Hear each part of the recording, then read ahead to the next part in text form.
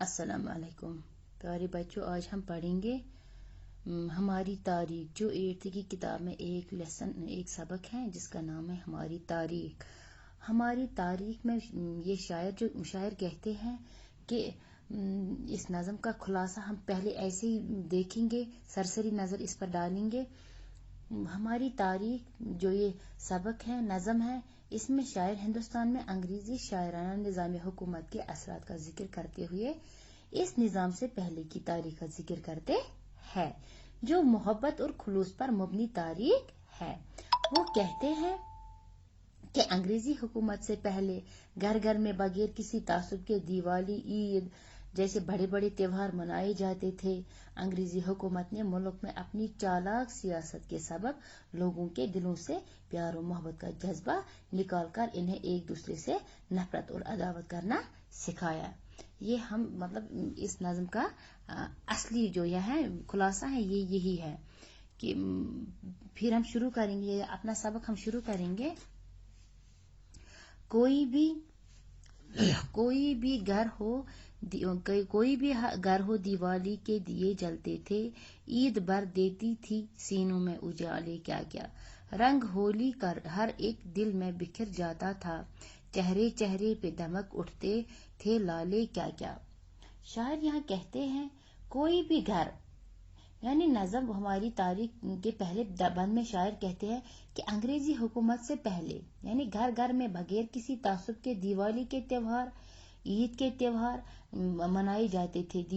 दिवाली में दिए जलते थे।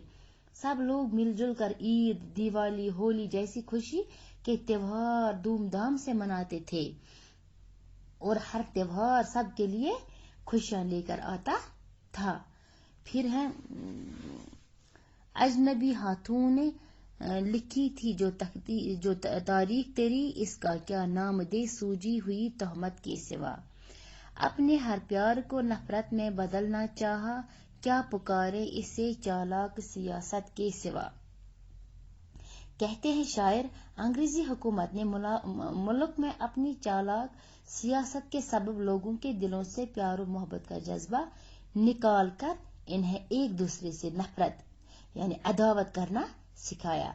उन्होंने फूट डाला, इन्होंने ऐसी फूट और हुकूमत की ऐसी पॉलिसी बनाई कि लोग एक दूसरे के साथ नफरत करने लगे।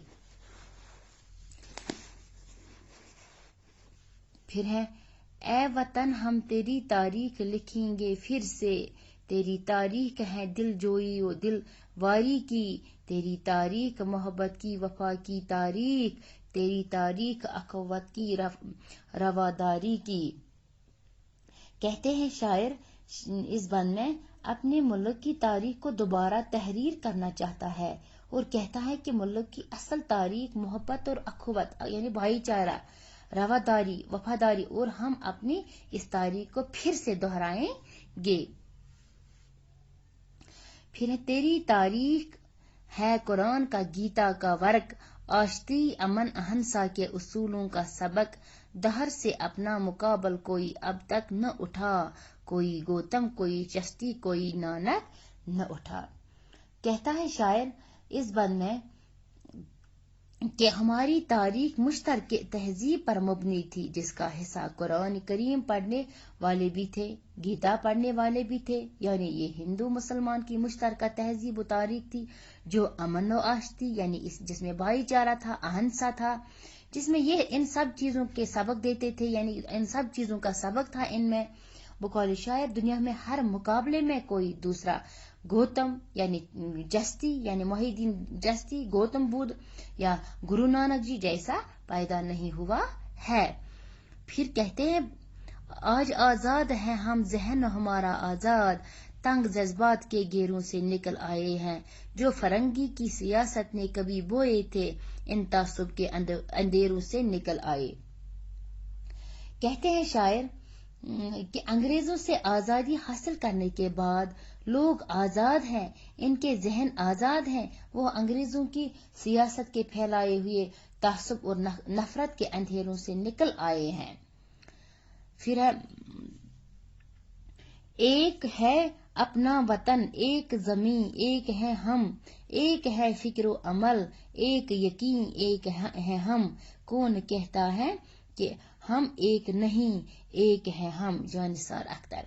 फिर कहते हैं शायर, आखिरी बंद में शायर फरमाते हैं कि वतन के लोगों के एहतियात की बात करता है शायर, और कहता है कि लोगों के फिक्र व अमल और इनके यकीन साझे हैं, यानी उनकी जमीन एक है, उनका वतन भी एक है, इसलिए कौन कहता है कि हम एक नहीं हैं, हम एक हैं और मुत्तहिद है, यानी हम यकजा हैं, हम मतलब हम एक ही है, हम यकजा हैं, हम एक ही हैं, हमें कोई मतलब तोड़ने वाला नहीं है, हम एक ही रहेंगे।